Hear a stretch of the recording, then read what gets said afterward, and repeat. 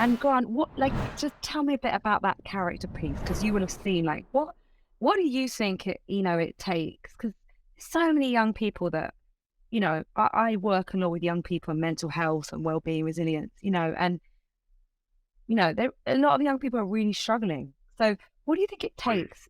Yeah. What do you think it takes for these young players to be able to cope?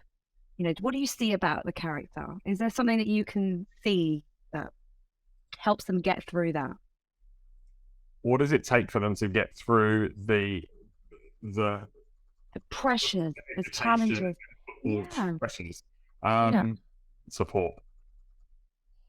Number one from home, from whoever that happens to be, without question, and that is always the most important person.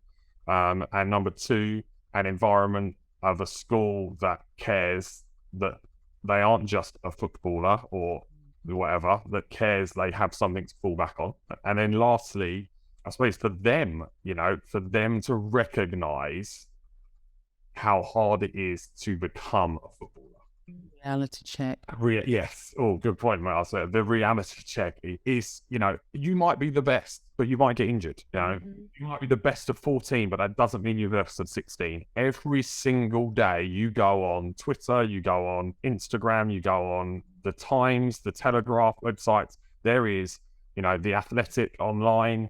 There is another story of a superstar kid who is now doing this, or is now not made it, is now not this, now not that.